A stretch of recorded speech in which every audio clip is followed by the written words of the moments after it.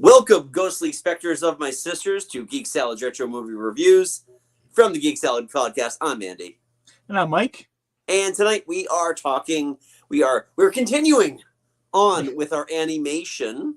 Sorry we missed last week. Somebody here got vertigo, so ended up in the emergency room.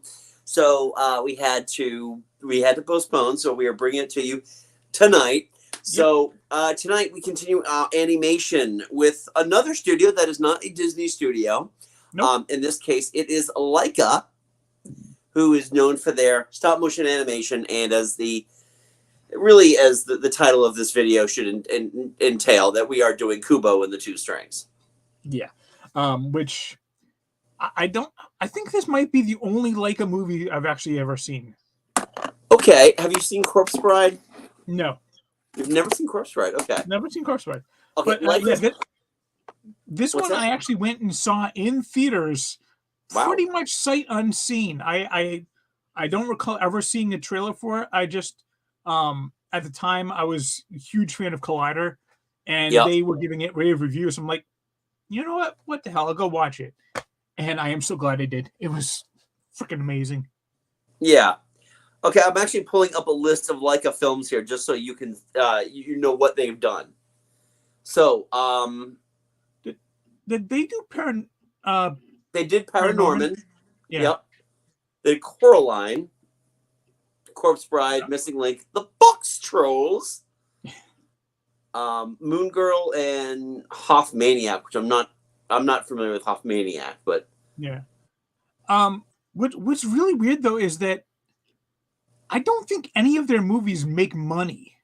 No, they don't. This is truly a labor of love for them. Now we have to do Corpse Bride. Kevin's telling us we need to do Corpse Bride. Yeah, surprisingly, we haven't done that one yet, but maybe, there's plenty of like spooky, scary animated movies. We could actually do that for Halloween. Just when you think of animated spooky movies, Monster House also comes to mind. Yep, that's true. Monster House, Paranorman, even Frankenweenie. Oh, that one I have seen. Okay, that's not Laika, however. No. That one that was Tim Burton. Yeah, so was Corpse Bride though. Yeah, no, but I believe that one is Disney, isn't it? Yes, it is Disney that did that one. So hey, we've got Kevin. Thank you. I think you've spared us months of agonizing over what we're going to do for Halloween this year. But yeah, I mean, Kubo is an interesting one. No, I have seen a few of the Laika films. Oh, Coraline's also kind of a Halloween-y type of thing. Quasi-kid friendly Halloween series. It's good movies. Yeah. I agree. Because none of these are like what I would call like, pants shittingly scary movies. Even though we watched Coraline with my son about 3 years ago, and it terrified him. Yeah, honestly, Coraline is the one that I'm like, I don't know if I really want to watch Coraline. Those button eyes just freak me the fuck out. Well, what's interesting about the films of Laika is that a lot of them do have a supernatural aspect to them. And I feel like it's kind of like their niche, because the other huge stop motion studio, Aardman, tends to take more like slice of life kind of stuff and then add that absurdist aspect to it.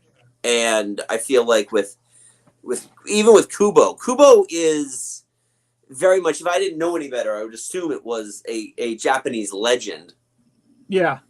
I mean, a lot of the elements of it are taken straight from Japan, which was actually one of the biggest issues people had with it, is that for a very Asian story set in an Asian looking country,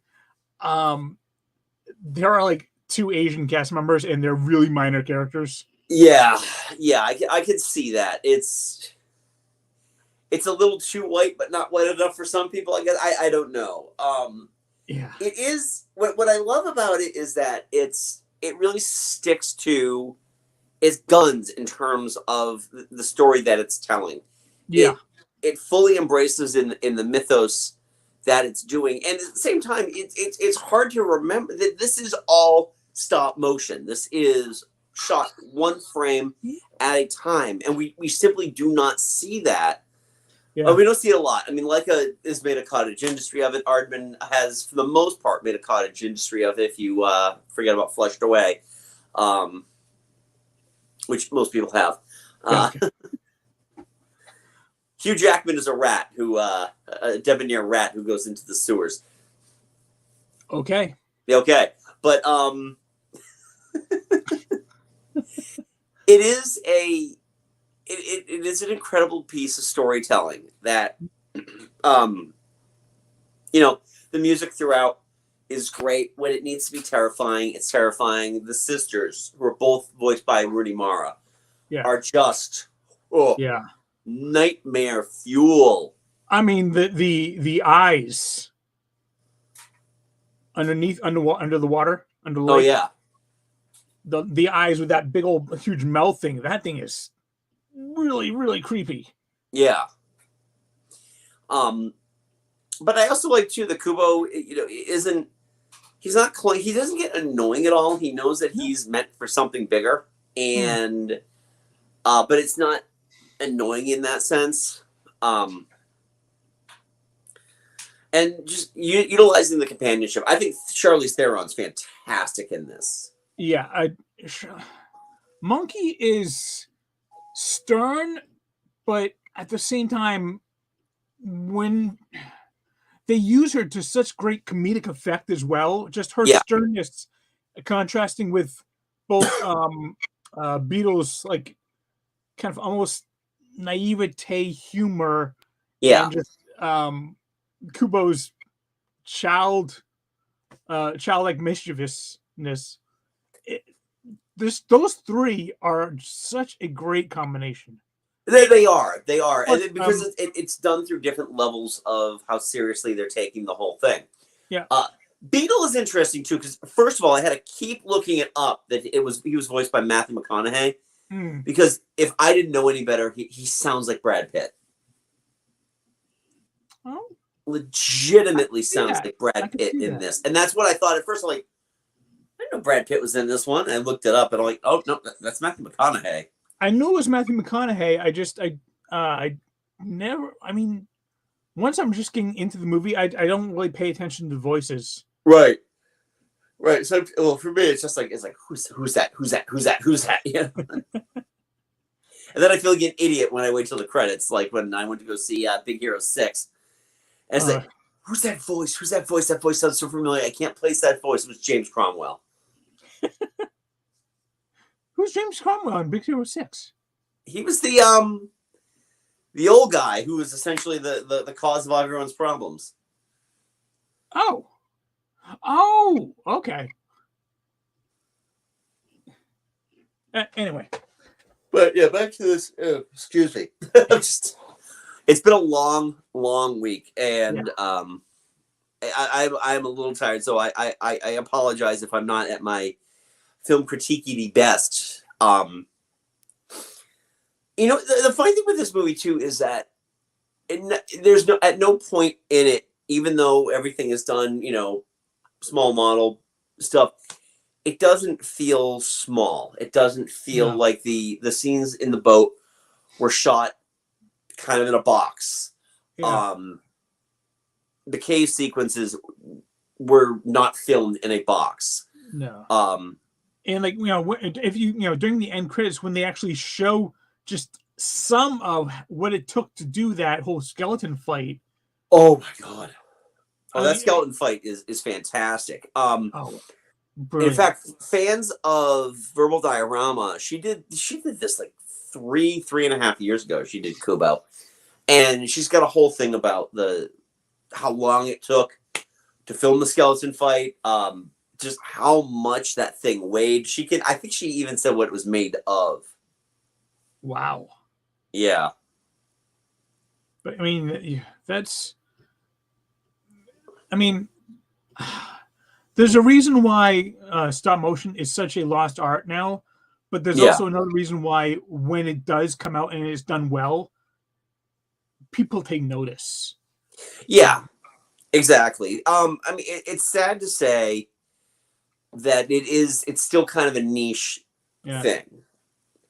You know, we look at this type of animation, and while we can be awed by it, in a lot of cases, even with this movie here, you know, you being the exception, those people don't pay their, you know, their hard-earned ducats to go see something like this in the theater. Yeah, I mean, this one was a $60 million budget, box office 77.5. That's global? That's global. Wow. Yeah, so that it ain't did great. not make its money back. And like I said, like we said, that's pretty much par for the course for Leica, which is a shame because their movies are so freaking. I mean, at least this one, and from what I heard, all of their movies are just amazing to look at. Yeah, even movies that I'm not like a huge fan of, like the Box Trolls, actually they still look good.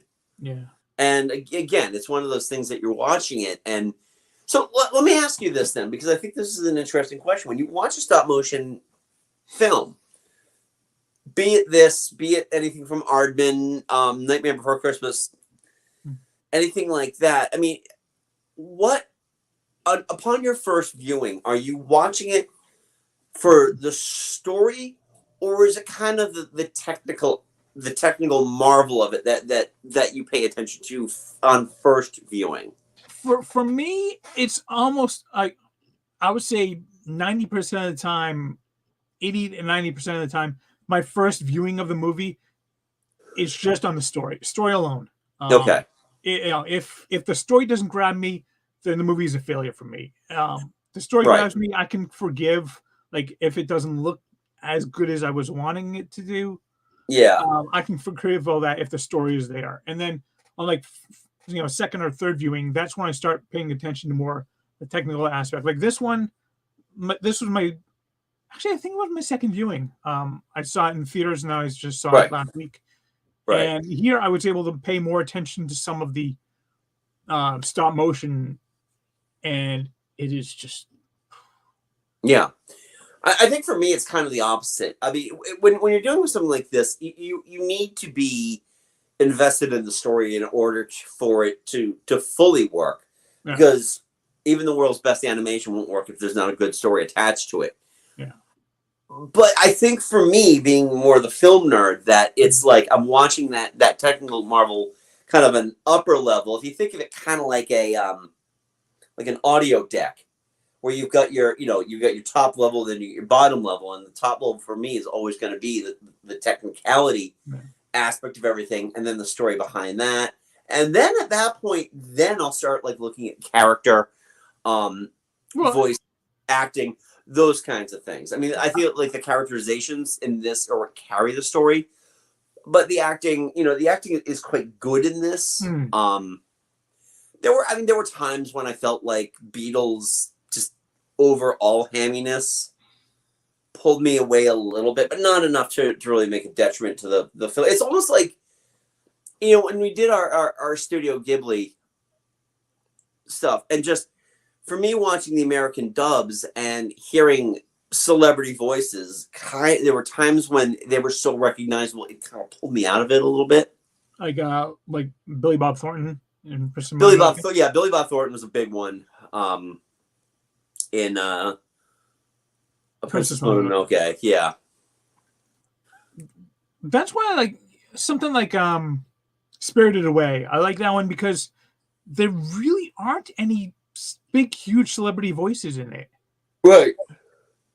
There are some. I mean, I could tell Michael Chiklis like from a mile away, but then again, I pretty much grew up practically a mile away from where he lived in the first place. So But but back to Kubo, there were times when McConaughey was just he was kind of being in that lackadaisical McConaughey, hey, all right self. Right.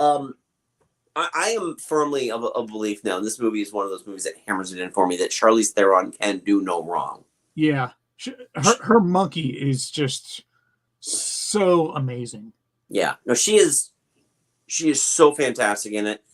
I love the dead-eyed seriousness of her character. And her voice just carries a lot of weight to it. And I think at this point she was just coming off of Furiosa in Mad Max Fury Road. Well, this was 2016. When did Yes, Fury the Road year come? after. It was the year after Okay. Fury Road, which, by the way, she's amazing in. That's I a movie would- we need to cover at some point.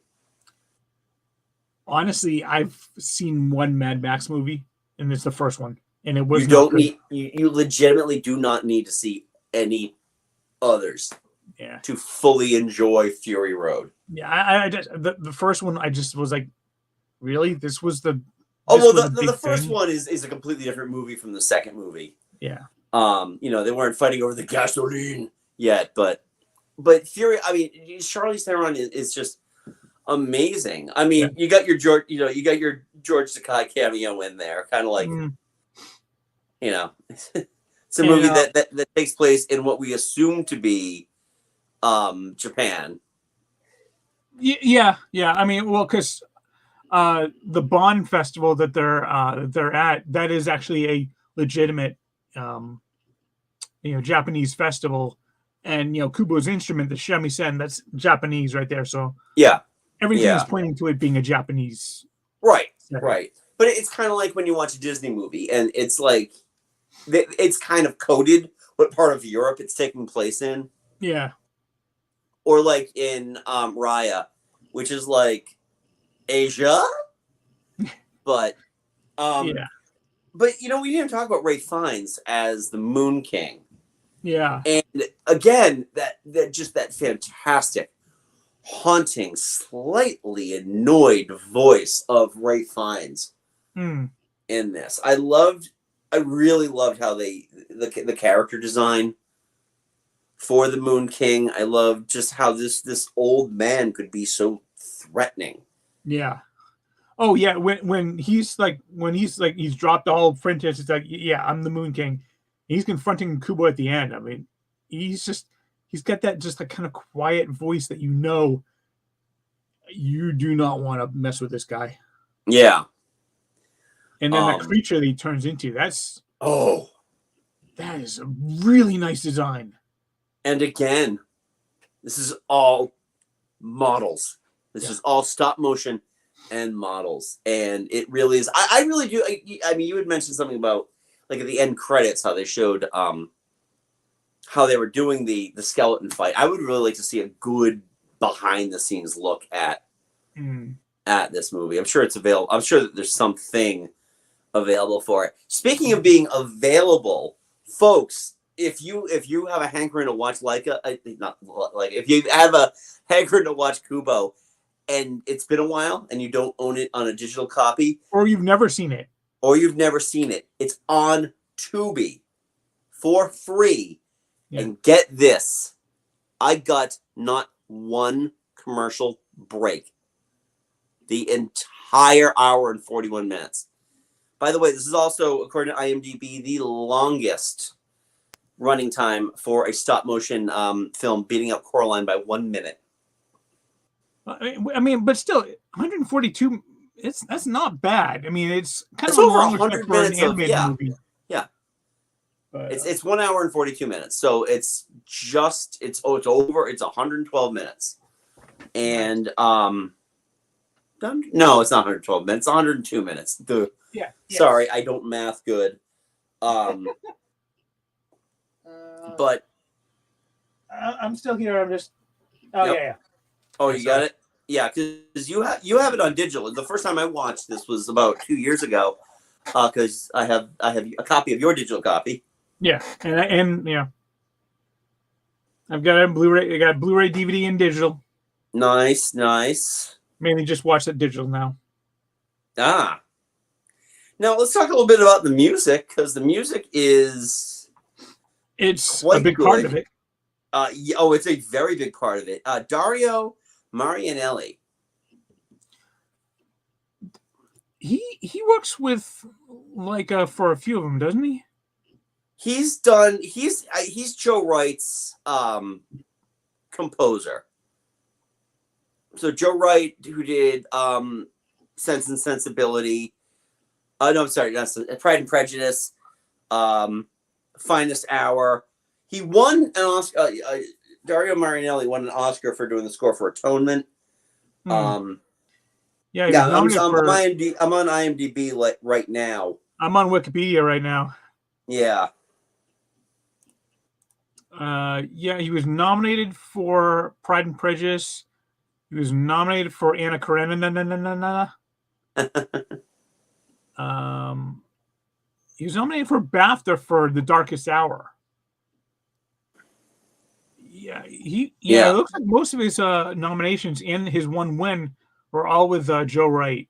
Yeah, all with Joe Wright. However, he's been working a lot with Travis Knight as well. Travis Knight. Oh yeah. I think, if I'm not mistaken, I'm looking at the time frame here. It would actually absolutely make sense. Travis Knight directs Kubo and is immediately brought in to take over the Transformers franchise, having done, at least as of this recording, the best Transformers movie ever, Bumblebee. Yeah, I lost all faith in the franchise after part 3. So you made it all the way to part 3, you brave man. Oh, I made it all the way to part 3. Each part 1, 2, and 3 in theaters, every single one. Oh my god! I only saw the first part 3. I'm like, you know what? I'm done. Yep. I've never seen 4, never seen 5, never seen Bumblebee. All right. Bumblebee I honestly don't have any plans to see. First of all, Beast, Bumblebee, whatever. Bumblebee is not a Michael Bay film. No, Bumblebee I know. Understands why people want to see these movies, is to actually be able to physically recognize these characters. As is such Beast Wars, which is coming out later this summer. Same thing. You know, RC isn't just a hunk of like metal shot from the male gaze. RC looks like RC looked in the comic in the cartoons. Yeah, I've got all of Beast Wars on DVD. I've got Beast Machines on DVD. Right. I've got at least 2 seasons of the original Transformers G1 on DVD. I love this franchise, and Michael Bay killed it for me. So Thank you, Michael Bay. Yeah. You and your racist robots. So anyway, you made me hate something I love. So good on you. But I mean, overall, I really enjoyed Kubo. My first viewing was actually with my son, and he really enjoyed it too. I think my daughter had friends over because she was watching it, but it was really good. I had a really good time watching. I had a really good time revisiting it too, because I mean, out of the Leica movies that I've already mentioned, I think this might be my favorite. I mean, Coraline is excellent. I mean, I like Kevin. I like Corpse Bride quite a bit, but I feel like this might be my favorite. Kubo is definitely my favorite of the Leica films. Fell very closely by Coraline. I don't think I've ever actually seen Paranorman. Missing Link looks kind of like it, and I'm sorry to say this because I know it costs a lot. A lot of man hours went into making that movie. It kind of looked like a throwaway. Yeah, I remember seeing the trailers for that, and I did not. Yeah. It's kind of like when Aardman does like a movie that, and I hate to say this, I actually enjoyed Early Man, but it feels kind of like Early Man. Yeah. And honestly, I think if it had been released like maybe a year or 2 before when it was, I think it would have been a shoo-in for best animated picture. Yeah. But it was really sitting in like the best picture nominations from like 2015, 2016, 2017 were just so stacked. And that's the thing also. I mean, it's 2018, so it lost to a Disney film, I'm going to assume. 2016. Oh, 2016. So it was going up against Moana and Zootopia. Oh, that's right. And Zootopia ended up taking it. Yeah, okay. So I lost track of the years. Yeah. But and the year before that, it would have stood a better chance, quite honestly, in 2014 against the aforementioned Big Hero 6. Yes. Yeah, 2000. I've got him up here. Yeah, I mean, 2015, it would have been going up against Inside Out. It would not beat Inside Out. No. Yeah, Big Hero 6, How to Train Your Dragon 2. Well, 2014 was also the box trolls, so. Oh, yeah. 2017, it would have been going up against Coco. Oh, that's a tough one. Nope. And 2018 was Into the Spider-Verse. Oh, that would be an interesting matchup. What? Into the Spider-Verse versus Kubo. No. You don't think so? No. I think that Spider-Verse had too much going for it. Yeah, I think you're right, actually. Yeah. So looking at this as well, I pulled up an oldie from 3 years ago. So 3 years ago on our podcast, Geek Salad, we had ranked the top 20 animated films of the decade. Kubo made that list, didn't it? Kubo did make that list at number 18. Oh.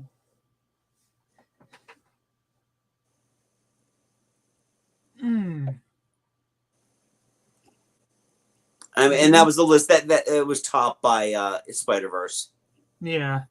I mean, 2019,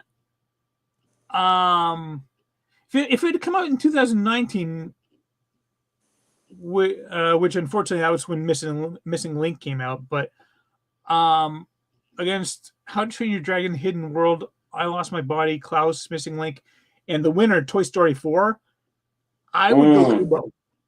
I would go Kubo on that too, but again, we're forecasting a little too far out. Yeah. For the realms of our fantasy possibilities here.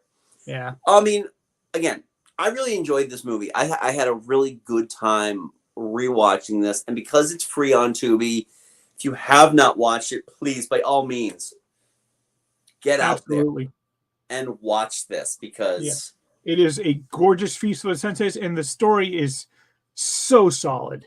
It is absolutely a solid story. And you know what? I just love hearing Brenda Vaccaro again. Oh yeah. Her character is a hoot too. She's fun. Yeah, she's very, very funny. I enjoyed her a lot. It's also kind of weird though that she, no trace of an accent at all in the town square, but what are you gonna do, I guess, right? Yeah.